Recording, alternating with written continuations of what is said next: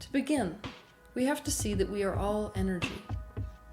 We are a collective consciousness that exists in a state of potential energy.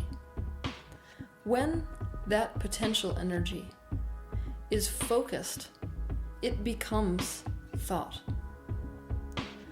That's essentially the process of the universal consciousness beginning to become a singular perspective.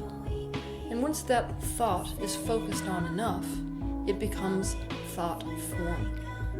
And when that thought form is focused on long enough, or with enough intensity, it becomes physical form. It's going to be extremely sunny. So we're now going to check out Osborne House, where Queen Victoria and Prince Albert had their country residence. And go seek out adventure. We're going to go find some serious adventure. It's all good. The Isle of Wight Tourism Office. And we're here to, the purpose that Jessica and I came to the Isle of Wight was to kidnap David Icke and to take him into custody for being a very naughty boy. He's working against the machine of the Matrix, and he's spreading a very dangerous message which isn't really going to help the economy. And by making people think a bit too much, they might actually stop buying newspapers and watching TV.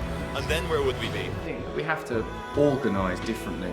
It's like, I think that we have to have, between us, communication, and to develop systems and alternatives where we go, right, remember there's all those lunatics.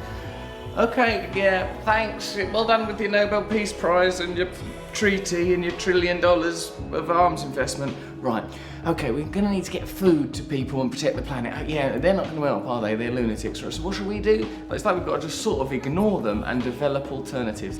Perhaps you should have a look at the Venus Project. We cannot solve problems by using the same kind of thinking we use to create them. Meaning that we have to keep reinventing the wheel if we want a better society. And that's the driving force behind an organization called the Venus Project. It's a movement offering an architectural plan for human beings, technology, and nature to coexist and create a sustainable future. The man behind the project is Jacque Fresco. I'm here in London, which obviously you can tell because I've just been filming the Houses of Parliament with Jacque Fresco, the founder of the Venus Project. So without further ado, let's just launch into asking some questions. Hello Jacque, how are you today? Great. Yeah? Have you just come from India? Yes. How did you find it?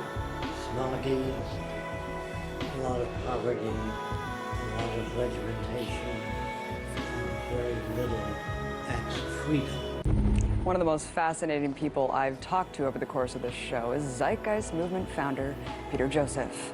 Not only has Peter challenged the reigning orthodoxy of economics, politics, and religion, but he's also sparked an international movement of dedicated activists, working tirelessly to prove that another world isn't only possible, but the blueprint for it already exists.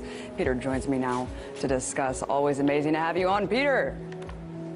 Hey, Abby, thank you so much for having me. So, Peter, for those who aren't familiar with your work, quickly explain what the Zeitgeist Movement is and Z-Day, which I'm excited I'll be attending in March. And basically a gesture of global unity for people to come together towards a new social system, which is at the heart of what the Zeitgeist Movement has been promoting for this time. To summarize the movement very briefly, it's about achieving a truly sustainable culture.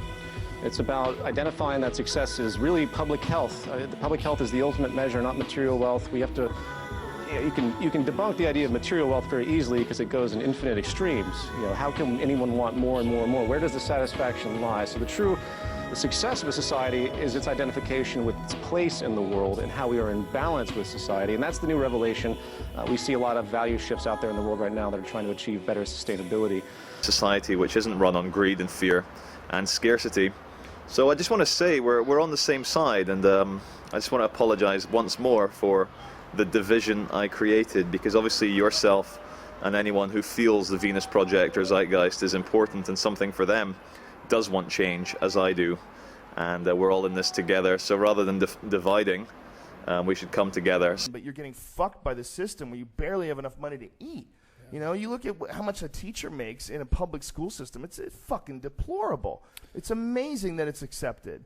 It's like for whatever reason, we don't step out of boundaries and look at it objectively and go, we've got some core problems. This preps kids now so they can, when they get to be adults, and try to figure out why they're so miserable, why they hate their job, why they have no contribution to society, why they don't have any artistic energy anymore. Well, that's perfect, because then you can give them the Prozac. Right. We got fucked with that Obamacare shit, huh?